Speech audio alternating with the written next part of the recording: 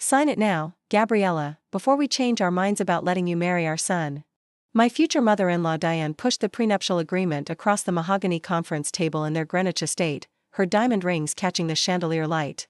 Behind her, my fiancé Thomas sat silent, avoiding my eyes, while his father Richard smirked with the confidence of old money dismissing new nothing. What they didn't know was that the very table we sat at, the estate surrounding us, and every asset they were so carefully protecting, I held the mortgage on all of it. The family meeting had been called for 10 a.m. on a Saturday. Thomas had warned me the night before, his voice apologetic but resigned. Mom wants to discuss the prenup. Dad's lawyer drafted something. Just sign it, Gabby. It doesn't matter. I love you regardless. But it did matter. It mattered that after dating for 2 years after Thomas proposed on a beach in Maui with a ring his grandmother wore. After planning a wedding for 200 guests, his family still saw me as a gold digger who brought nothing to the union. Now I sat in their library surrounded by leather-bound books they probably never read and artwork they purchased for status rather than love while they explained why I needed to sign away any claim to the Hartwell fortune. Let me be clear, Richard said, leaning back in his chair like a king addressing a peasant. Thomas is heir to Hartwell Industries. When we die, he'll inherit this estate, the business, the investment portfolios. We've worked for 40 years to build this wealth. We're not about to let some, he paused, choosing his words carefully, elementary school teacher walk away with half of it after a few years of marriage. Dad, Thomas protested weakly. That's not fair. It's perfectly fair, Diane interrupted. Gabriella, I'm sure you're a lovely girl. Thomas clearly cares about you. But facts are facts. You make $52,000 a year teaching second grade. You live in a rented apartment. You drive a 10-year-old Toyota. You bring no assets to this marriage. She brings herself, Thomas said, finding a bit of spine. That's enough for me. Sentiment is lovely, darling, but it doesn't protect family wealth, Diane said, her voice sugary with condescension. Gabriella, you must understand. We're not saying you're a bad person. We're saying you're marrying up significantly. This prenup simply protects what Thomas has built, well, what we've built for him. I looked at the document in front of me. 23 pages of legal language that boiled down to one message: you're worth nothing. You get nothing. Sign here. My attorney, Margaret Soto, sat beside me, her expression carefully neutral. She reviewed the prenup earlier that week and called it one of the most one-sided agreements I've seen in 30 years of practice. She'd also laughed when she saw who was proposing it. May I speak with my client privately? Margaret asked. Is that necessary? Richard frowned. It's a standard prenup. She signs, we move forward with wedding planning. Simple. Mr. Hartwell, Ms. Rodriguez is entitled to legal counsel before signing any binding document. Fine. 5 minutes. We'll wait outside. The Hartwells filed out, Thomas throwing me an apologetic look. When the door closed, Margaret turned to me with barely suppressed amusement. Are you going to tell them? She asked quietly.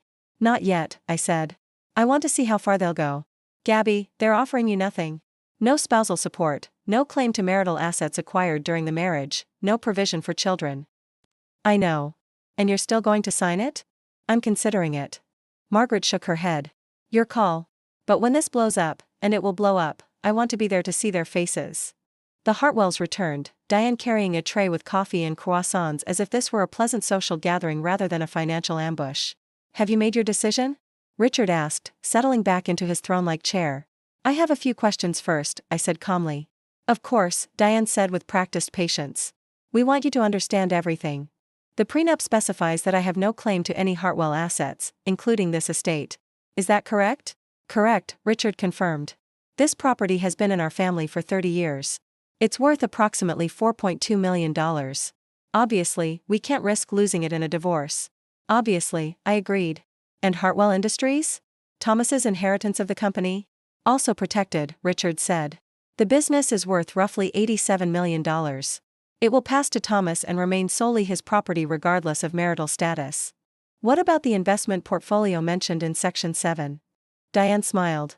That's our retirement portfolio. $12 million in stocks, bonds, and real estate investments. We've worked very hard for that security, Gabriella. You understand why we need to protect it. I do understand, I said. One more question. What happens if something changes in your financial situation?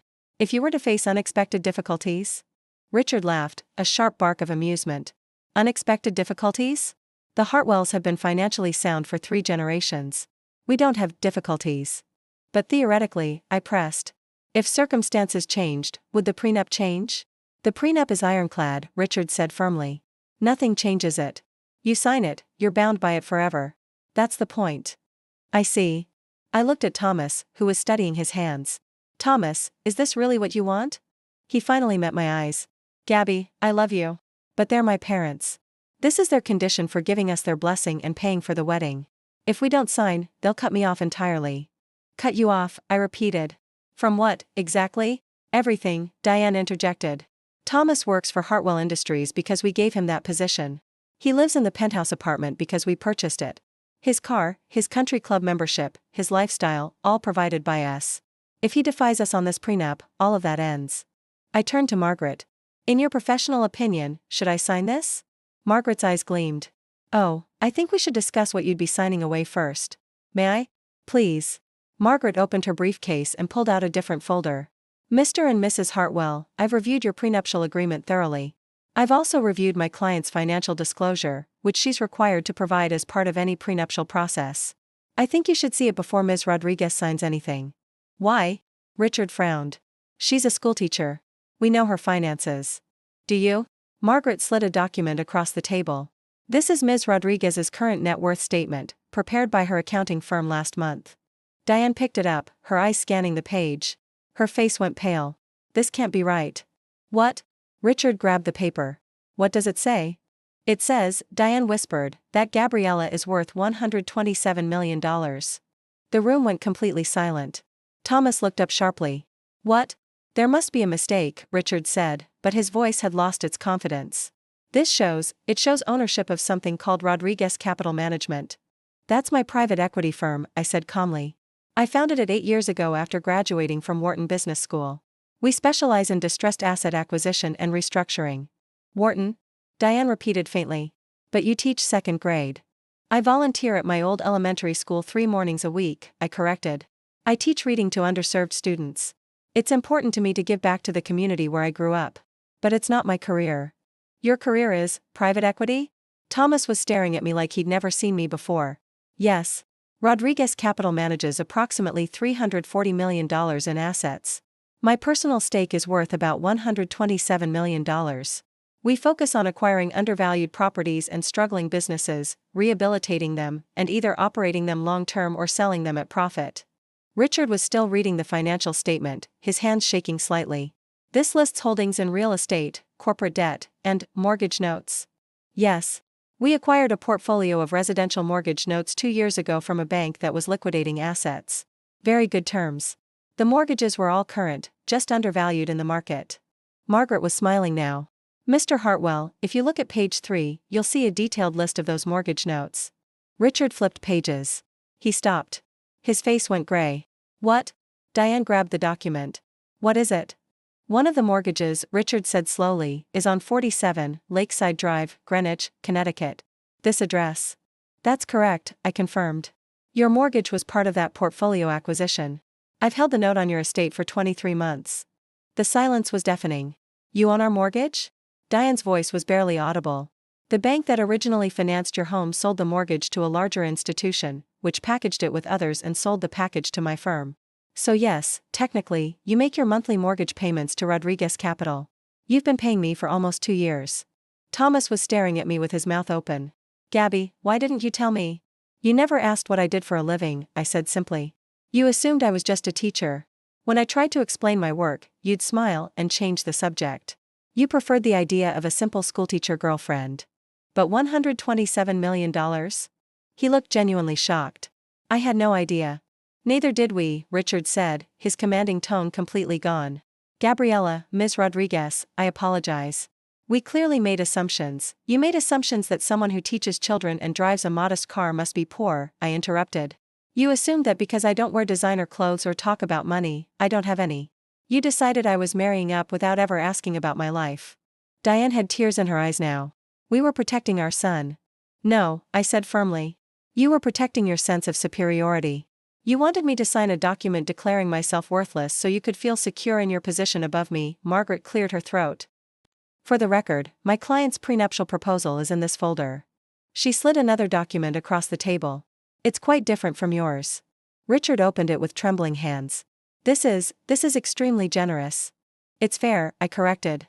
It proposes that all assets acquired before marriage remain separate property, mine and Thomas's. Assets acquired during marriage are split equitably based on contribution and circumstance. There are provisions for children, for spousal support if needed, for the business interests of both parties to be protected. Both parties, Thomas repeated. Gabby, I don't have business interests. You own everything. You work for Hartwell Industries, I pointed out. That's a business interest worth protecting. And Thomas, if we marry, I plan to invest in expanding that business. I've analyzed your family's company. It has incredible potential that's being wasted by conservative management. With proper capital and strategy, Hartwell Industries could triple its value in 5 years. Richard was reading my proposed prenup with growing amazement. This section here, you're offering to invest $20 million in Hartwell Industries? If we marry, we're family. I invest in family. But the investment would be structured as a business loan with fair terms, keeping the company's ownership within your family while providing capital for growth. Why? Diane asked, her voice breaking. After how we've treated you, why would you do that? Because I love your son, I said simply. And because I believe in building up the people I care about, not tearing them down. Unlike you, I don't measure people's worth by their bank accounts. Thomas reached for my hand across the table. Gabby, I'm so sorry. I should have asked more questions. I should have really listened when you talked about your work. Yes, you should have, I agreed. But you're young and you were raised in an environment that values appearances over substance. You can learn. Can we start over? He asked. Can I actually get to know the real you? I looked at him, really looked at him, trying to see past the embarrassment and shock to the man I'd fallen in love with. Do you love me because you thought I was a simple schoolteacher who needed rescuing? Or do you love me for who I actually am? I don't know, he admitted. I thought I knew who you were. Now I'm realizing I didn't know anything. That's honest, at least, I said. Diane spoke up, her voice subdued. Gabriella, what happens now? With the mortgage, with the wedding, with everything? The mortgage continues as normal, I said. Your payments are current and the terms are fair. As for the wedding, I looked at Thomas. That depends on whether we can build a real relationship based on honesty instead of assumptions. And the prenup? Richard asked quietly. I stood up, gathering my things. Take both prenups. Read them. Think about what they say about how we view each other. My version protects both of us while assuming we're partners building a life together. Your version assumes I'm a threat to be neutralized. We were wrong, Richard said, standing as well. Completely wrong. Gabriella, I apologize. We judged you based on superficial observations and our own prejudices. That was inexcusable. It was, I agreed. But Mr. Hartwell, you should know, I would have signed your prenup. Everyone stared at me. Even knowing how one-sided it was? Margaret asked. Yes. Because I don't need Thomas's money. I never did. I was marrying him for love, not for access to the Hartwell fortune. Your prenup would have protected me just as much as it protected you. It would have proven that my motives were pure, but you didn't sign it, Diane observed. No. Because you needed to learn that worth isn't measured in dollars. You needed to understand that the woman you were dismissing as a gold digger actually holds your financial future in her hands. You needed to be humbled. Richard smiled slightly. Mission accomplished. Good. I headed for the door, then turned back. Thomas, you have my number. When you're ready to have an honest conversation about who we both are and what we both want from marriage, call me. Until then, the wedding is postponed. Gabby, wait, Thomas started. No. You've spent 2 years dating a version of me you invented in your head. Take some time to decide if you want to know the real me. That's going to require effort, curiosity, and seeing me as an equal rather than a project to rescue. I walked out of the Hartwell estate, the estate I technically held the mortgage on, with Margaret beside me. That was magnificent, Margaret said as we reached my car. Though I still think you should have let me tell them about the other properties. Other properties? Other properties? Rodriguez Capital owns mortgages on 3 other Greenwich estates, including the one owned by Diane's sister. You basically hold notes on half their social circle. I laughed. Let's keep that information in reserve. They've had enough shocks for one day. What are you going to do about Thomas? I unlocked my Tesla, the one I usually parked a block away from his apartment so he wouldn't see it. I'm going to wait and see if he's capable of growth. If he can look past his assumptions and actually see me. If he can. And if he can't? Then I'll move on. I'm not interested in being someone's charity case or their trophy wife. I'm interested in a partner who values me for who I actually am. My phone buzzed as I drove away. A text from Thomas, I'm an idiot. Can we talk? Really talk? I smiled and typed back, tomorrow. Coffee shop on Main Street. 10 a.m. And Thomas? Come prepared to ask questions about my actual life, not the life you assumed I had. His response was immediate, I will. I promise. And Gabby? I'm sorry. For not seeing you. For not asking. For being exactly what my parents raised me to be. Awareness is the first step, I typed. See you tomorrow? I put my phone away and drove toward my actual home, a 3-bedroom condo in Stamford with water views, underground parking, and a home office where I managed a $340 million private equity firm while wearing yoga pants and volunteering at elementary schools. They'd called me a gold digger who brought nothing to the marriage. They hadn't realized I owned the gold mine.